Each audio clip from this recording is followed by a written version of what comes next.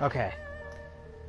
In accordance with the Children's Online Privacy Protection Act, this channel is not to be viewed by children under the age of 13. Viewer discretion is advised. Hey everybody, Dragon King Mark here, and welcome to Let's Play Part 24 of Shadowrun Hong Kong Extended Edition. Last we left off, well, we did the dig mission. We did all that in one sitting, surprisingly enough. Got a talisman from an undead mummy that basically asked us to bring it with him.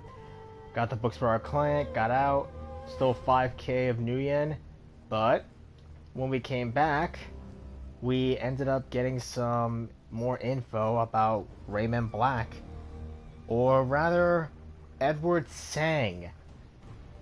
Turns out, Raymond Black is actually Edward Sang, the son of Josephine Sang, who was involved in the Walled City construction project, but, well, not really all that good. But what should have been a flop for Sang Mechanical Services ended up becoming a success. Why? There's a lot we need to figure out. But let's go ahead and take care of our guys first. Gobbet will give you augment the poison fog, because that actually seems useful.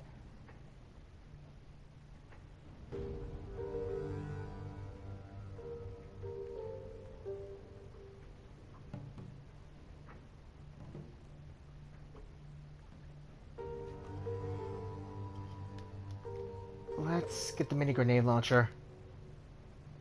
Nail, not a flashbang. Let's go with the nail gun. Coup de grace or bite? Let's go coup de grace. Overclock.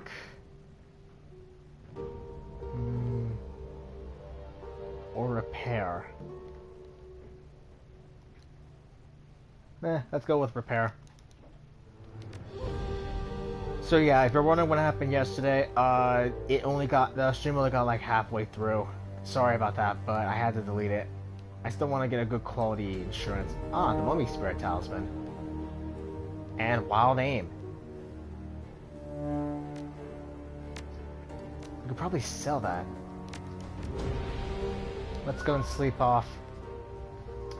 You awaken from a blank, featureless sleep, sweat-soaked and starving. You feel uneasy, but you can't say why. Groggily, you heave yourself out of bed. Okay. Duncan, do you want to talk? We kind of have to talk. You find Wu sitting on his bed, staring at the floor when you come to his cabin. He rubs his head up and back, occasionally stopping to softly bounce his palm against his forehead. When he notices you, he closes his eyes and shakes his head. Not in the mood to talk right now. I gotta wrap my brain around this whole Edward Sang thing. Tough finding out that Raymond isn't who we thought he was. Yeah, that's pretty much what I was thinking. 16 years. We lived with him 16 years and we never knew the man. 16 mother-freaking years. I mean, I don't exactly know if this is like... Oh, no way, I'm pretty sure we can actually... Oh, no way, I actually think we curse. Never mind. I just gotta think. Work through this. Yeah, I don't know if there's like the whole still thing, like you can't swear in the few minutes of the video. Hey, Is0bel, you alright? As you step in Is0bel's cabin, she turns to face you. The desk that she's been working at is a mess. Food wrappers and computer expansion cards lie together in a heap. Is0bel herself doesn't look much better. Her eyes are badly bloodshot, her lips have been drawn into a deep frown. You're back. Hey. She shows a box of assorted mounting screws aside with her foot. What do you need? Any thoughts about that last run? I always liked the old stories about robbing the rich. I dreamed of being like that when I grew up. You know, a righteous bandit like the ones in Water Marching or Sun Wukong. So I like Wang's angle on the job. Break in, liberate some priceless artifacts, and get out. I can't think of any stories that involved angry mummies, though. That's a new one on me. I mean, I guess I can understand being pissed off if you've been trapped for centuries. That makes sense. But I'm not sure the deal you made with that mummy was a good one. What happens when it's free? Is it gonna run around haunting people across Hong Kong? I just hope that it stays the hell away from us. Anything else you wanted to know? Yeah, how are you holding up? Not great. I'll manage. Don't clam up on me. Tell me what's going on. When I unlocked these old memories, I told you that they were crystal clear, right? Every detail was perfect. It's still that way, and I think it always will be. Why? Because they've been stored as data in an archival format. They're never gonna fade. They'll never grow less intense with time. It's like having an eidetic memory. I'm stuck with a perfect record of every shitty thing that I saw and felt during my childhood in hell. It's not an easy thing to live with. Yeah, I know a guy back in the Barrens who got his arms hacked off with a machete. I'm pretty sure that he can't forget his past either, but he found a way to live with it. That's a different kind of pain. But I appreciate what you're trying to say. Anyway, let's get down to business. The sooner we're done with the walled city, the sooner I can try moving to past this. I think that I've had enough time to process what's in my head. I should be able to give you some answers about the walled city. Not all the answers, mind you, but something. So if you have a question, ask. Let's see where this goes. Well, now that we launched your memories, I have a question about the walled city. She runs the tip of her tongue over her lips and nods. A look of fierce determination seizes her. Go on, ask me a question. I'm ready. How'd you get out of there when you were a kid? How did you escape? She heaves a sigh. Gobbet let me out. Figures, you two have been tight for a long time, haven't you? Yeah, a long time. Look, if you want to know more about this, go ask Gobbet about it. I'm sure that she'll be happy to brag about her thrilling exploits. But I think that we have more pressing matters to discuss. Alright, that's all for now. Can we discuss something else? Please. To be honest, almost anything else would be preferable. Gotta go, Is0bel. Good. Because I've had enough for one day. I'm tired. Living this stuff is exhausting. Come back later if you want. I'll have more time to unpack this stuff by then. But until then, please give me some space. I can definitely imagine, like, you do not want to remember things from your past. I have some things from my past I'd rather forget, too. I also saw the Attack on Titan final episode today. That was definitely a blast. Finally seeing how it ends. They definitely changed a lot of things from the manga. At least made it a bit more digestible. Anyway, Gobbet. As you enter Gobbet's cabin, two things grab your attention. The first is Gobbet herself. She looks exhausted, bleary-eyed. The easy smile that you've come to associate with her is nowhere to be seen. The second is what she's doing. Gobbet appears to be in the middle of a valiant attempt to stuff a whole roasted duck into a saucepan half its size. The bird's rubbery neck flops from side to side with every heave of her shoulders. She looks up from the saucepan, blinking. A corner of her mouth twitches upward, but the half-smile falls away almost immediately. Hey Seattle. You caught me at a bad time, I was just making dinner. Yeah, looks that way. Wouldn't that work better if you cut it into smaller pieces first? Huh? She blinks down at the duck and her mouth dips into a frown. Yeah, that'd probably be smarter, wouldn't it? I'm, not really thinking clearly today. Any thoughts about the last run? Gobbet positively vibrates with excitement, clapping her hands together with a huge grin. That was awesome! Think about it. We broke into some rich jerk's manor house, stole his artifacts so they could go to a museum, and we fought mummies. If that's not the plot of a trip blockbuster, I don't know what is. I'm not sure what I think about that mummy's trinket. I've never had a dead person owe me a favor before. I'm never sure how that works. Be careful when you use that trinket. As long as he does what we tell him to, that's pretty awesome. But if the Trids taught me anything, it's that mummies are always waiting for an excuse to run around cursing everybody. So what do you want to talk about? I've got a question about Is0bel. Oh yeah? Well, sure then, ask away. She told me that you let her out of the walled city when you were kids. Care to fill me in the details on that? Yeah? Guess I'm not surprised. Is has never been big on padding a story with an unnecessary detail. Want to tell your side of the story? Seems that I've got a vested interest in the walled city these days. Yeah, sure. Why not? I'll share. She taps her chin thoughtfully. To start, I guess that you're gonna need to know what the walled city was like when me and Is were kids. She didn't tell you anything about that, did she? She dropped some hints, but I'd like to hear your take on the place. Well, for starters, you should probably know that the walled city wasn't always as bad as it is now. It was always dangerous, but 10 years ago it was just a run-of-the-mill slum. Still safe enough that walking in didn't qualify as a suicide attempt. Keep going. Back then, I used to play in the walled city. Rat would lead me into all the nooks and crannies that grown-ups were too big to fit through. There was this other young shaman there that I used to play with. His name was Happy or Lucky or something like that. He followed Pig. Nice guy. Good card player. Obviously, none of this was a good idea. A teenage girl going into the walled city by herself, that's a recipe for disaster. I didn't realize any of this at the time, though. I loved playing in the alleys and crawl spaces of the walled city. It was fun. I did stuff like that myself and the parents. When you're a street kid, you make your own fun. Yeah, kind of makes you shudder when you look back on it, huh? It's like, were those kids' parents? But then with most street kids, that's a question that's best left unanswered. Now with Is0bel, it was a little different. She wasn't a street kid, not technically. She had parents who loved her, they just couldn't keep her safe because in the walled city, there's no such thing. How bad was it for her? Bad. Could have been a lot worse, of course. Her family could have been living deeper inside the wall, toward the center. From what I heard, that's hell on earth. But Is0bel and her family had it bad enough. They were in the Mansion District. Mansion District sounds nice, right? But it really isn't. Really isn't. Imagine a sort of holding pen for refugees from the Middle East and Africa. Basically anyone who isn't Asian, European, or Goblinoid. Now cram it full to twice its normal capacity and make sure that nobody living there can afford a loaf of bread. No goblinoids? There weren't any orcs or trolls in Is0bel's district? No. People like me and Duncan can get their own districts in the walled city, regardless of their country of origin. Nice, crispy places on the outer perimeter of the wall. There are advantages to being big and strong, especially when everyone around you is too malnourished to fight back.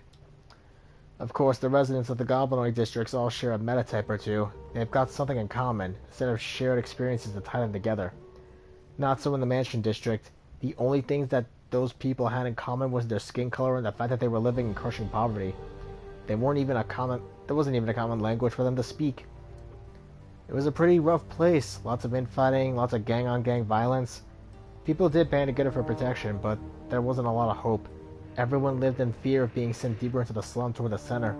When you start getting dragged in that direction, you don't come back. Reminds me of life in the Barrens. Yeah, I imagine that the two were pretty much equivalent back then, before the walled city got really bad. Anyway, this is where I met Is0bel. It wasn't long before we were friends. She was interesting. I think that's why I let her latch onto me. The girl was smart and savvy, but cripplingly shy. She didn't belong in the walled city. No one really does.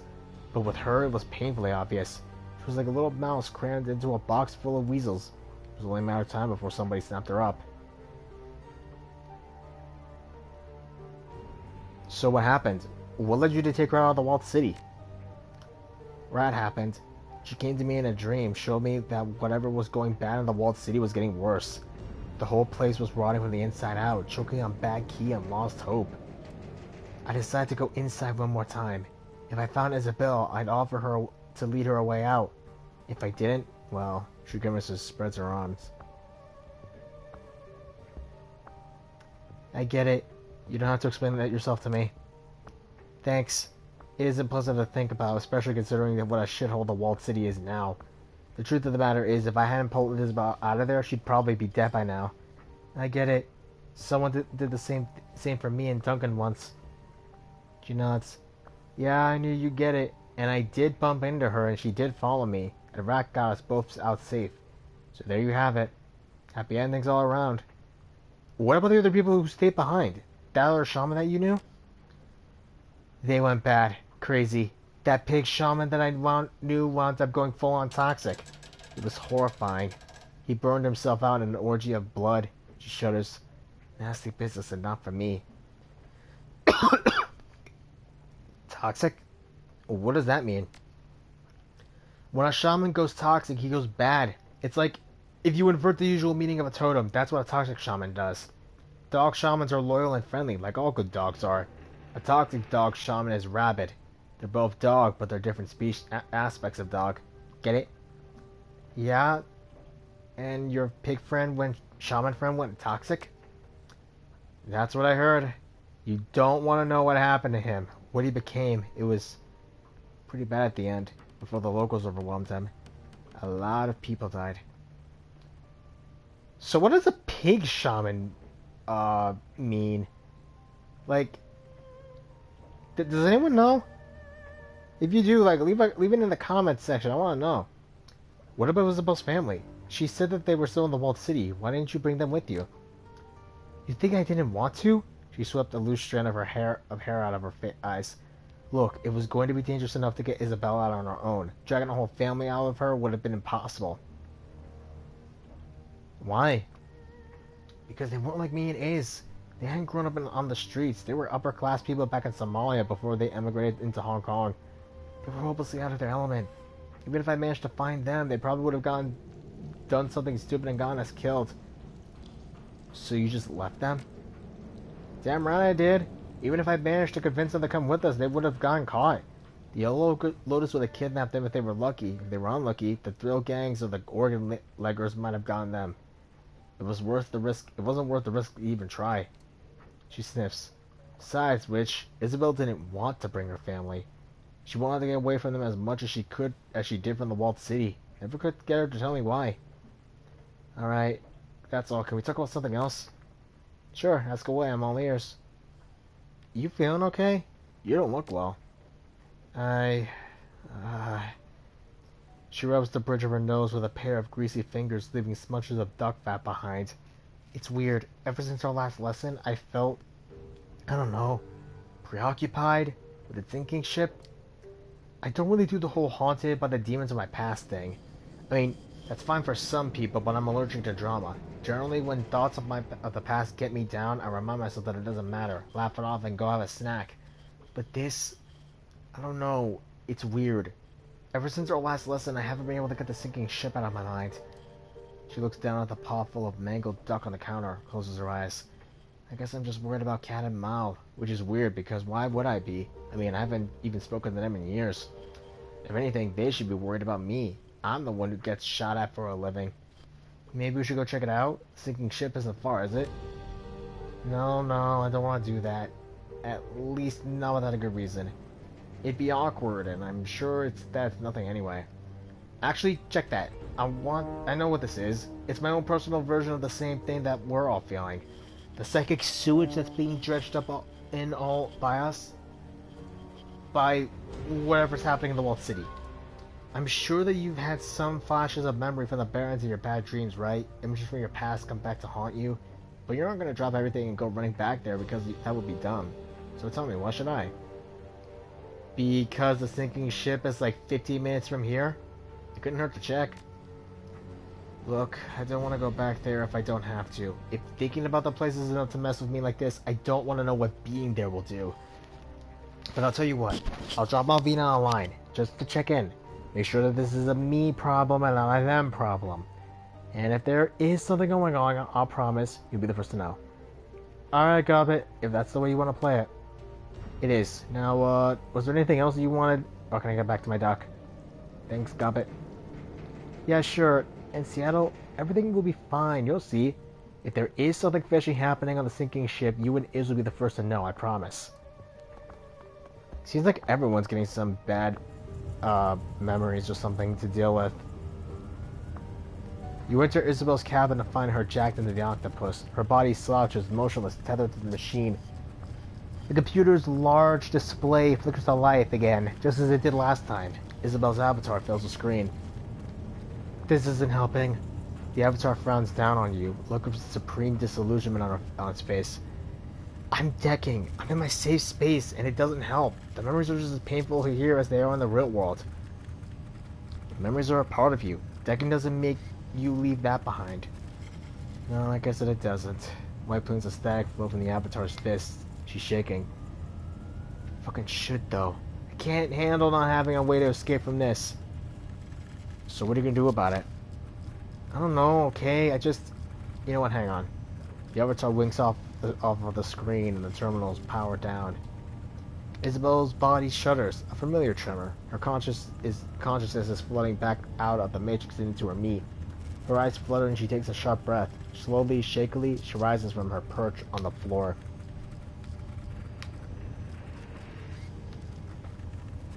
You're here for more questions, right? She coughs into the cork of her arm. The crook of her arm. Wipes her nose with her sleeve. I'm sure that you are. Why else would you be bothering me? So, spit 'em out, and I'll go digging around in that cesspit that I call memory. Who knows, maybe we'll find a clue. I know you're hurting, Is0bel. If venting helps, go ahead. She takes a deep breath, makes a visible effort to calm herself. No, that wasn't like me. This isn't the person I want to be. It's okay. I'll be okay. I can handle this. Just ask me your questions, okay? Let's get this ball rolling. I got a question about the walled city. She clenches her jaw, nods. Go on.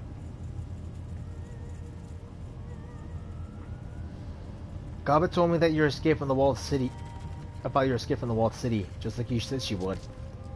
Yeah, I'm not surprised. Why are you telling me about it? Because I want to get your side of the story. She sighs. Alright, fine, if that's what you want. The walled city was a hellhole. You already know that. But for all of its failings, it was a good teacher. It taught me to hide. Stay small and unnoticed and insulated to survive. It taught me that the fish on the perimeter of the school get eaten. That sticking your neck out is a fool's errand. But that even fools can have their uses. It also taught me to recognize a stronger person when I met one, and how to use that strength for my own benefit. So when I met Gobbet, I knew that she had something I didn't. Her magic, you mean? She nods. And her connection to Rat, and her willingness to risk her own neck on a whim. We were different people then. Still are now, but the differences were even more pronounced when we were kids.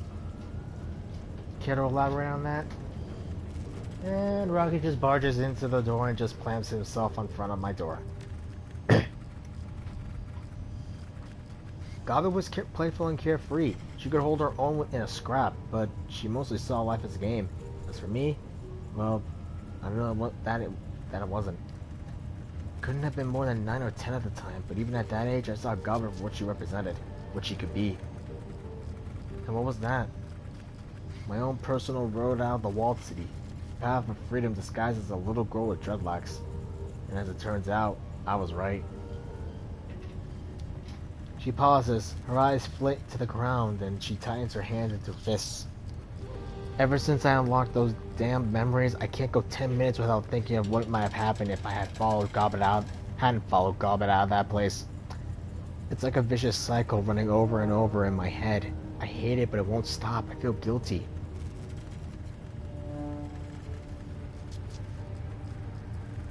It's bothering you because it's still fresh. Give it some time and you'll get over it. No, I won't. That's a problem with digitally stored memories. It'll always be fresh, like it happened yesterday. There's no sense in kidding myself. I'll learn to live with this, but it'll never get better. Anyway, that's my side of the story. I hope that satisfies your curiosity. Now let's move on. Gobbet said you didn't want her to guide your parents out of the walled city. That you wanted them left behind. She nods miserably. Yes, but not for anything that they've done. My parents were good people. They fled Somalia to try and find a better life for their children. It wasn't their fault that they wanted them in the walled city. I wanted them left behind for me. You? What do you mean by that? Isn't it obvious? She taps her temple. This. I knew that I was going to have done. I'd planned it well in advance. After I got out, I was going to find someone who could make my childhood go away. How would that have stuck if my parents were around? Find a living reminder right there next to me. It wouldn't have, so they had to stay. You were just a kid. I mean, you did what you had to do, but still, dang. Yeah, I did. Besides, I was sure they'd be fine. They were my parents, grown-ups. They'd be alright. She heaves a sigh. Before you ask, I checked. They're gone now. I can't go right on to the rescue. I made a decision when I was a kid. It felt like the right one at the time, and now I have to live with it.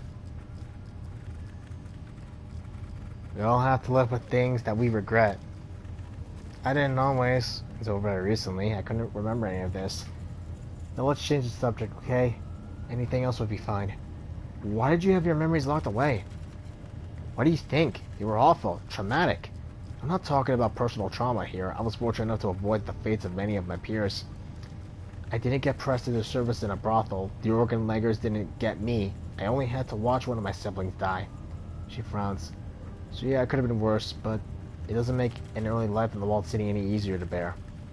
Hang on, you watched one of your siblings die? She nods. Yeah. My older brother, Cabdale, heroin overdose.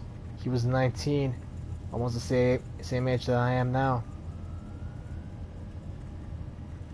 Sorry that you had to watch that. Me too. Want to hear something awful? I almost envied him. He got out easy compared to a lot of the people who died in the walled city. There was no violence. He wasn't taken by organ leggers or gunned down by the triads. He just put a spike in his arm, depressed the plunger, and stopped breathing, quick and easy. I'm sorry. Don't be. His death was a lesson, and I did my best to learn from it. Everything that happened in my childhood was that way. A lesson in disguise. Lessons about impermanence and the random cruelty of life. Hey viewer. Lessons about what a huge mistake it is to get attached and how to prioritize your own survival no matter what. I learned some of the same lessons when I was a kid. She nods. I know. We all carry the same scars. You and me and Gunshow and Gobbet. Some run bigger and deeper than others, but we all have got them. Her voice goes small. I don't want mine anymore. Abruptly she turns away. And that's enough of that. Ask me something else, Saint-Jean. I don't want to talk about this anymore. That's all for now. Can we talk about something else? Any more questions about the walled city? No. I gotta go. She nods glumly. Be well. Yikes. That was, some things I don't want to at least discuss anymore. Let's go check on Raptor and Gaichu. Alright. We gotta do Raptor's quest next. Box of mementos. Let's see what's in this. The box is currently mostly empty. The contents scattered around the floor. Those things that remain inside are primarily items that you have already viewed. Near the bottom, however, two things stand out. A small glass vial and a threadbare plush octopus. Examine the vial. A small vial is filled with clear fluid and a small brownish-gray worm is floating inertly within. There's no label nor any markings on the cork to indicate what the worm is, or why Gaichu kept it. Gaichu? Is this vial some sort of science experiment? Gaichu grunts, not bothering to look up at you. Hey, Medipsa Zelancia, the Japanese mountain leech. Okay. But why keep it? At this, Gaichu turns to face you, and you see that he is grinning wickedly. Have you heard the story of Izanami and Izanagi? You mean the Japanese creation myth? Yes, the same. Most Japanese know that Izanami and Izanagi birthed 8 children, each one becoming an island of the archipelago. Far fewer know that these were not the pair's first child, however. The pair's first child was known as Hiroko, the leech child. It was deformed and disgusting with no limbs or bones. As a creature that sucked blood, it was a parasite and served no useful purpose, so they cast it into the sea. Some say that Hiroko became Ebisu, the god of luck and fishermen, but I believe that to be related confusion.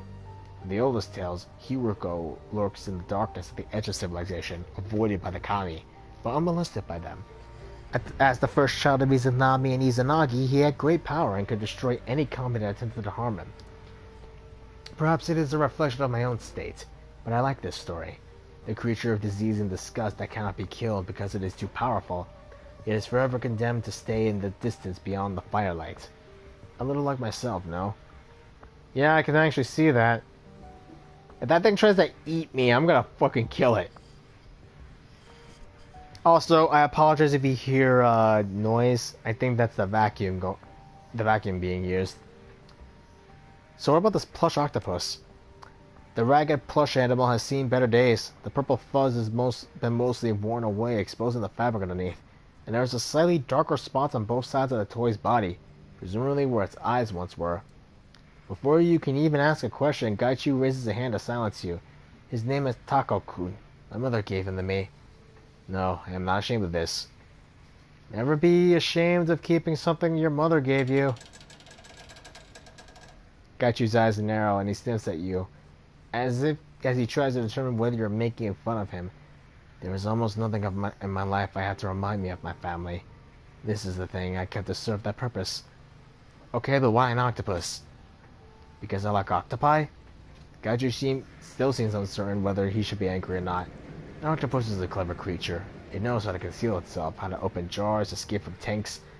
There are worse things to be reborn as as an octopus. I've always admired them for their talents. No one knows what an octopus is thinking when they look in its eye. They only know that they're being studied just as much as they are studying it. With that, Gaichu reaches out to take the plush toy, placing it gingerly back in the box. I mean, I still have an old teddy bear plush pillow that I've had since I was 8. It's used. I just mostly use it just to sleep, but it helps me sleep. And Rocky's gone. So yeah, daylight savings happened last night, so you're probably all realizing now that I'm actually on technically early. That explains, and he's back again. Dang it, now he's in front of the door.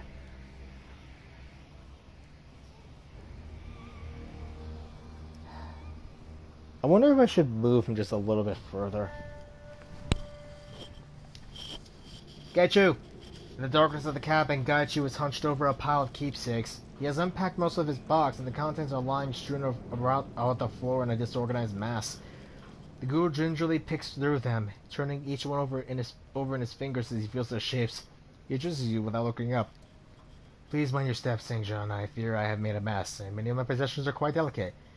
I would be rather upset if you were to accidentally crush any under your feet.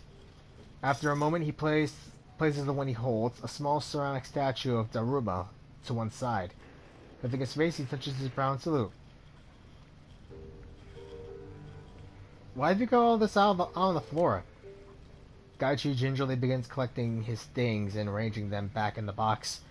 I'm simply thinking about the chain of events that have brought me to Hong Kong.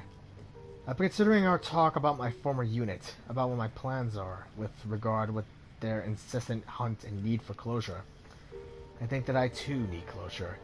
And end not only to the hunt, but to our dance around the core issue. One of us must die. The other must live. As it is, we are locked in stasis.